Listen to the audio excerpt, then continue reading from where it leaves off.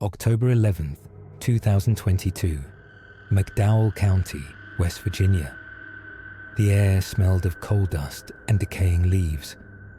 I drove through winding roads flanked by steep hills and skeletal trees. McDowell County was full of old mining scars, half-forgotten communities left to rot after the coal dried up. The deeper you went, the fewer signs of life you saw. Towns weren't just dying, they were vanishing.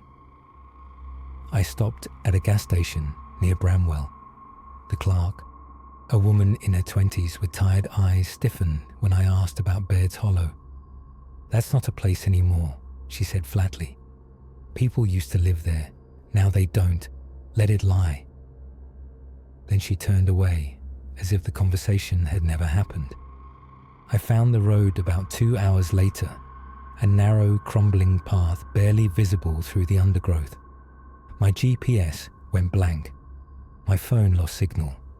I had a paper map and Paul's rough coordinates. That would have to be enough. The rental car didn't make it far. I left it and walked the last few miles through damp leaves and low-hanging fog. The woods were too quiet. No birds, no rustling. Even my footsteps felt muffled.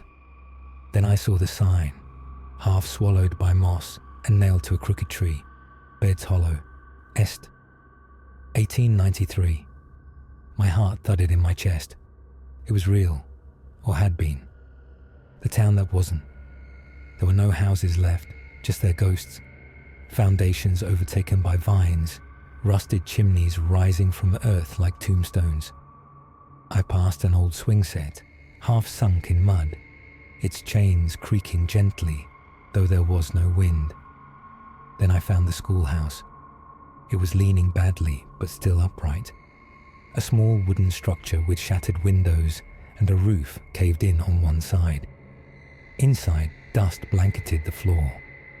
Desks sat in neat rows, some toppled. A broken globe rested on the teacher's desk. Faded chalk smeared the board in illegible lines. I found a photo, black and white, curled with age. 23 children and a stern-looking teacher standing in front of the same schoolhouse. On the back, in delicate cursive, Mrs. Conley's class, spring 1966. Paul's voice echoed in my memory. The last census before the town vanished listed exactly 23 children. I slept near the creek that night. The forest breathed around me, soft and slow. But something felt off. The silence wasn't peaceful. It was heavy, watching. At 2:14 a.m., my recorder picked up something. A whisper.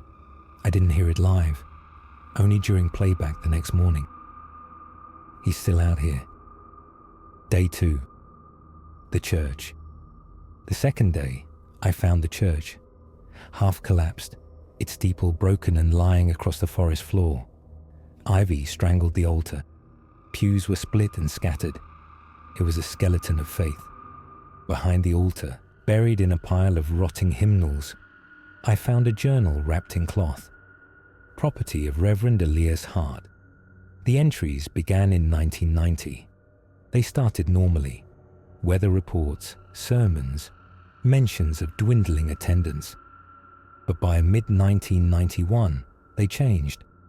Children waking with scratches they can't explain. Dog won't go past the creek, howls every night at nothing. Found Mary Hobbs' boots outside the church. She's gone. Then, they move through the trees. You hear them when it's too quiet. Not animals, not men. Riley Stokes vanished. No prints, just gone.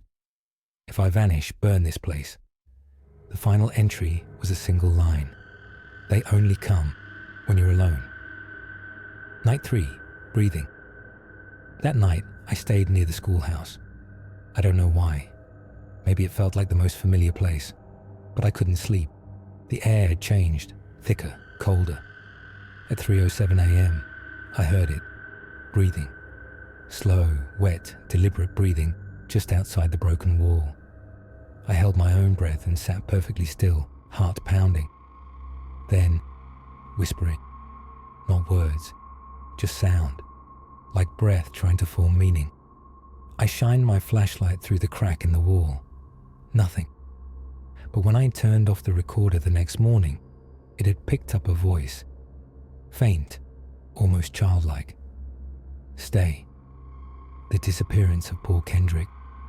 When I got back to Charleston, I mailed the journal and photos to Paul Kendrick. He never replied. His blog vanished a week later.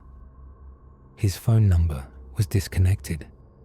I contacted his sister in Ohio. She hadn't seen him in months. Said he'd told her he was going to follow the trail in McDowell County. He never came back. I filed a missing person report.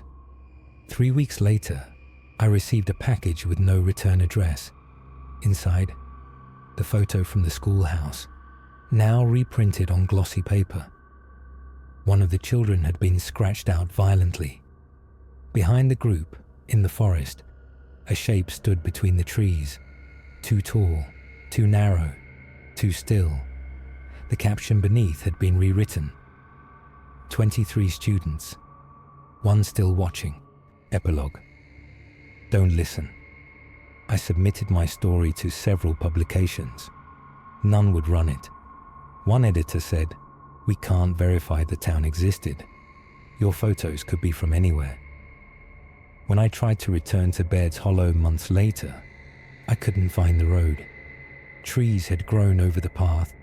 The sign was gone. The forest had closed up like a wound. The recorder I brought back still plays the same 6 seconds every night at 3:47 a.m. A woman's voice. Desperate. Baird's Hollow. He's still here, please. Sometimes when I'm lying in bed, just before I fall asleep, I hear it again. Not from the recorder, but somewhere in the room. A voice, low and close. Don't listen.